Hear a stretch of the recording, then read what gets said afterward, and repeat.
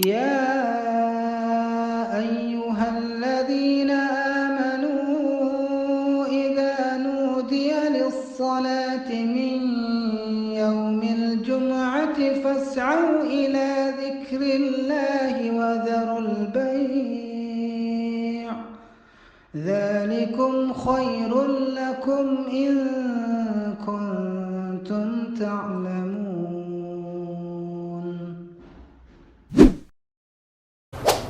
Assalamualaikum warahmatullahi wabarakatuh.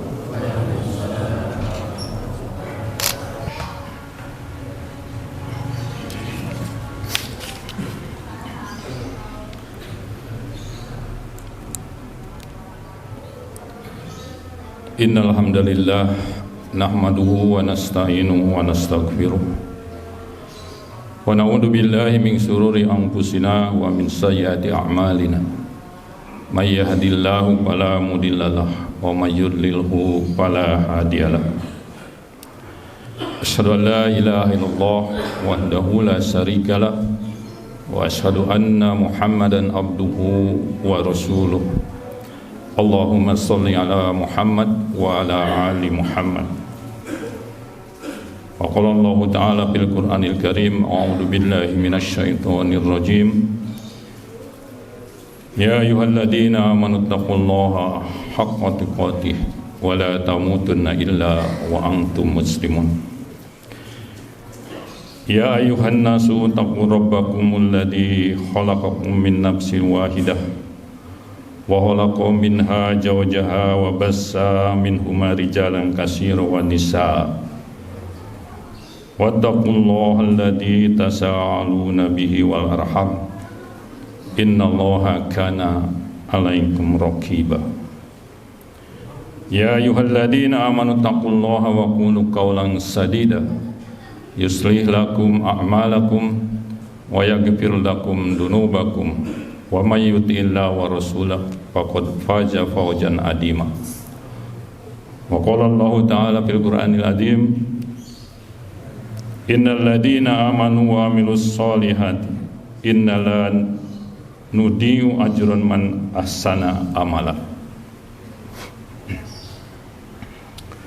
Saya menjadikan puji dan syukur kehadirat Ilahi Rabbi, Zat pencipta langit dan bumi beserta isinya, yang tidak henti-hentinya melimpahkan nikmat dan karunia-Nya kepada kita sekalian.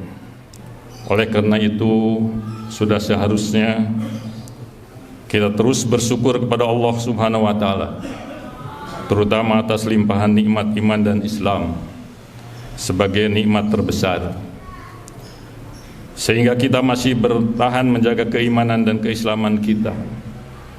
Kita saat ini masih diberi kesempatan, kesehatan dan kemauan yang didasari keimanan kepada Allah Subhanahu wa Ta'ala untuk melaksanakan salah satu dari perintahnya, salah satu kewajiban kita, yaitu melaksanakan ibadah sholat yang diawali dengan khutbah dan dilanjutkan dengan sholat secara berjamaah.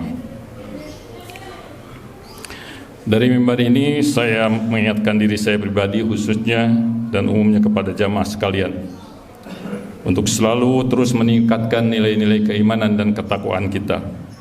Karena hanya dengan takwalah kita bisa selamat di hari pengadilan yang maha adil nanti. Di saat orang tua tidak bisa menolong anaknya, begitu pula anaknya tidak mampu menolong orang tuanya. Bertambahnya jumlah usia kita, yang pada hakikatnya adalah berkurangnya jatah usia kita, semoga sejalan dengan bertambahnya pula tingkat keimanan kita, yang pada gilirannya adalah mudah-mudahan bertambah pula amal soleh kita serta meningkatnya kualitas ketakwaan kita kepada Allah Subhanahu wa Ta'ala. Hadirin jamaah Jumat yang sama-sama mengharapkan ridho Allah Subhanahu wa Ta'ala, kita sekarang berada di bulan Sa'ban, tepatnya tanggal 8 Sa'ban, yang tentunya sekitar 20 harian lagi.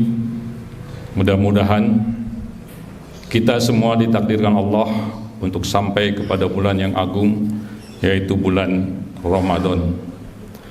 Bulan Ramadan yang penuh rahmat dan ampunan, serta bulan yang penuh keberkahan. Bulan di mana pahala amal soleh dilipat gandakan. Oleh karena itu, hendaknya kita bersiapkan diri untuk menyongsong bulan yang agung ini. Persiapkan diri agar kita bisa melakukan berbagai amal soleh di bulan Ramadan nanti. Hadirin rahimakumullah, terkait dengan amal soleh, hendaknya kita sigap dan waspada untuk selalu menjaga amal soleh kita. Setidaknya 3 hal perlu kita jaga dengan amal soleh kita. Pertama, jagalah amal soleh, dalam arti jangan sampai kita lengah dari berbuat amal soleh. Kedua, jagalah amal soleh kita agar sesuai kriteria atau persyaratan sebagai suatu amal soleh. Dan ketiga, jagalah amal soleh kita jangan sampai rusak karena perilaku atau perbuatan yang mengakibatkan hilangnya atau hangusnya amal soleh kita. Hadirin rahimakumullah, pertama, lakukanlah amal soleh. Hendaknya selama hayat di kandung badan kita tidak lepas dari berbuat amal soleh, karena dengan beramal soleh kita akan mendapat pahala dari Allah. Sebagaimana firman Allah dalam surat Al-Kahfi, innal ladina amanu wa amilus solihati inna la nudi'u ajran man ahsana amala. Sesungguhnya mereka yang beriman dan beramal soleh, tentulah kami tidak akan menyia-nyiakan pahala orang yang mengerjakannya. Selain itu, amal soleh juga mengakibatkan orang yang melakukannya menjadikan orang yang tidak rugi, sebagaimana difirmankan dalam surat yang sudah yakin para jamaah sudah cukup hafal, innal insana lafi husrin illa alladziina amanu wa amilus solihati wa tawassaw bil haqq wa tawassaw bis sabr. Sungguh manusia berada dalam kerugian kecuali orang-orang yang beriman dan mengerjakan amal soleh, serta saling menasihati untuk kebenaran dan saling menasihati untuk kesabaran. Dalam ayat lain, dalam surat Al-Ankabut 58, Allah juga berfirman, walladzina amanu wa amilus solihati lanubawwi'annahum minal jannati ghurafan tajri min tahtihal anharu khalidina fiha nikma ajrul amilin. Dan orang-orang yang beriman dan mengerjakan kebajikan atau mengerjakan amal soleh, sungguh mereka akan kami tempatkan pada tempat-tempat yang tinggi di dalam surga, yang mengalir di bawahnya sungai-sungai. Mereka kekal di dalamnya. Itulah sebaik-baik balasan bagi orang-orang yang berbuat amal soleh. Hadirin rahimakumullah, dari berbagai keterangan tadi, dari berbagai firman Allah tadi, jelaslah bagi kita bagaimana pentingnya amal soleh kita untuk kehidupan kita, terutama untuk bekal menjalani kehidupan kita di akhirat nanti. Oleh karenanya, jagalah terus agar dalam kehidupan kita di dunia sekarang ini kita tidak lengah untuk terus berbuat sebanyak-banyak amal soleh. Janganlah waktu berlalu tanpa amal soleh.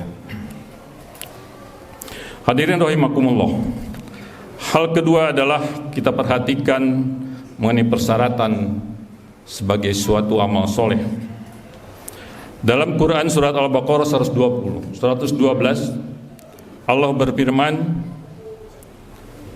bala man aslaha wajhahu lillahi wa huwa muhsinun falahu ajruhu inda rabbih wala khaufun alaihim wala hum yahjanun. Tidak demikian, bahkan barang siapa yang menyerahkan diri kepada Allah sedang ia berbuat kebajikan, sedang ia berbuat amal soleh, maka baginya pahala di sisi Robnya dan tidak ada kekhawatiran terhadap mereka dan tidak pula mereka bersedih. Arti menyerahkan diri, orang Pasir mengartikan bahwa menyerahkan diri kepada Allah adalah memurnikan amal perbuatan dari syirik.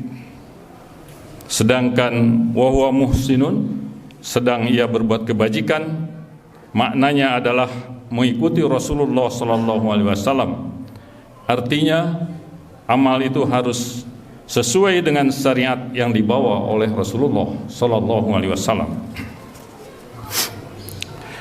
Dengan demikian, persyaratan suatu amal perbuatan untuk dapat digolongkan sebagai amal soleh adalah apabila amal perbuatan itu dilakukan tulus murni untuk menghadap ridho Allah, tidak ada noda syirik ataupun tujuan selain Allah. Dan syarat berikutnya, amal perbuatan itu benar sesuai dengan sunnah Rasulullah SAW, tidak mengandung unsur-unsur tambahan yang bisa dikategorikan sebagai perbuatan bid'ah. Selain itu, dalam sabda Rasulullah SAW dijelaskan, innamal a'malu binniyati wa innama likulli imri'in ma nawa. Sungguhnya nilai suatu perbuatan sesuai dengan niat untuk melakukannya. Setiap orang akan mendapatkan ganjaran sesuai dengan yang ia niatkan. Selain itu, Rasulullah SAW bersabda, man amila amalan laisa alaihi amruna fahuwa radd. Barang siapa melakukan suatu amalan yang tidak mempunyai dasar dalam agama kami, akan ditolak. Dari keterangan Al-Quran dan hadis di atas, jelaslah bagi kita bahwa siapa yang memurnikan amal perbuatannya karena Allah dan mengikuti Rasulullah dalam beramal, maka amal perbuatannya diterima. Namun siapa yang tidak memenuhi kedua syarat itu atau salah satu darinya, maka amalnya tertolak, meskipun ia telah melelahkan dirinya untuk melakukan amal tersebut. Hal itu tidak semakin mendekatkan dirinya kepada Allah, justru semakin menjauhkannya, sehingga amalnya tidak berbekas, sebagaimana disinyalir oleh firman Allah dalam Al-Furqan 23, wa qadimna ila ma amilu min amali faja'alnahu haba'an mansura. Dan kami hadapi segala amal yang mereka kerjakan, lalu kami jadikan amal itu bagaikan debu yang berterbangan. Jadi kalau kita beramal tanpa memperhatikan syariat yang dicontohkan, kita khawatir amal kita tidak berbekas sebagaimana disinyalir dalam Al-Furqan 23 tadi. Oleh karena itu, marilah kita sama-sama jaga amal perbuatan kita agar dilakukan dengan niat yang ikhlas, dan jagalah pula dari kesesuaian dengan sunnah Rasulullah SAW. Jangan sampai kita sudah lelah beramal, tetapi amal kita tertolak karena amal kita terkontaminasi dengan amalan-amalan yang tidak disyariatkan, yang tidak sesuai dengan yang disyariatkan oleh Rasulullah SAW, atau lebih dikenal perbuatan-perbuatan bid'ah yang tidak ada dasar dalam agamanya. Perlu menjadi perhatian pula bahwa pelaku bid'ah itu bisa lebih celaka daripada orang yang berbuat maksiat pada umumnya. Karena pelaku maksiat biasanya menyadari bahwa dia berbuat maksiat sehingga dimungkinkan mereka untuk segera bertobat dan meminta ampun. Sementara pelaku bid'ah bisa terlena dengan amal perbuatannya karena mereka mengira dan meyakini bahwa amal perbuatannya merupakan amal soleh, sehingga mereka tidak sadar telah berbuat kesalahan. Akibatnya tidak merasa bersalah, sehingga tidak ada keinginan untuk bertaubat dan meminta ampun kepada Allah Subhanahu wa Ta'ala atas perbuatannya. Barakallahu li wa lakum bil Qur'anil Azim.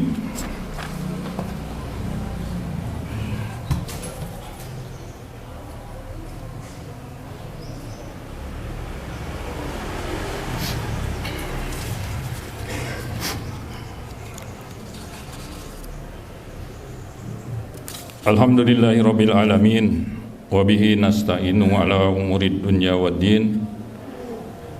Wassalatu wassalamu ala asrofil mursalin wa ala alihi wa sahbihi ajmain. Asyhadu an la ilaha illallah wahdahu la syarikalah wa asyhadu anna Muhammadan abduhu wa rasuluh. Hadirin rahimakumullah, hal berikutnya yang perlu kita jaga dari amal soleh kita adalah jangan sampai amal soleh yang telah kita lakukan dengan susah payah terhapus dengan perbuatan maksiat yang kita lakukan. Allah Subhanahu wa taala berfirman dalam surat Muhammad 33, Ya ayyuhalladzina amanu atiiullaha wa atiiur rasul wa la tubtilu a'malakum. Hei orang-orang yang beriman, taatilah Allah dan taatilah Rasul, dan janganlah kamu merusakkan amal-amalmu dengan berbuat maksiat. Ayat inilah merupakan larangan kita melakukan berbagai amal yang dapat merusak amal soleh yang telah kita lakukan dengan susah payah, bisa hangus karena amal perbuatan yang kita lakukan. Terkadang manusia merasa atau melakukan amal soleh yang terpenuhi syarat sahnya sebagai suatu amal soleh seperti yang telah dijelaskan sebelumnya. Akan tetapi ia tergoda untuk berkata dan atau melakukan perbuatan buruk yang dapat menghapusnya. Seperti disinyalir juga dalam Al-Quran bagaimana amal sedekah dapat terhapus dengan menyebut-nyebut pemberian sedekahnya dan dengan menyakiti perasaan penerimanya. Allah Subhanahu wa taala berfirman, Ya ayyuhalladzina amanu la tubtilu shadaqatikum bil manni wal adha. Hei orang-orang yang beriman, janganlah kamu menghilangkan pahala sedekahmu dengan menyebut-nyebutnya dan menyakiti perasaan penerimanya. Selain itu kadang-kadang kita juga berbuat dengki. Berbuat dengki merupakan musibah yang besar yang dapat membatalkan amal soleh kita.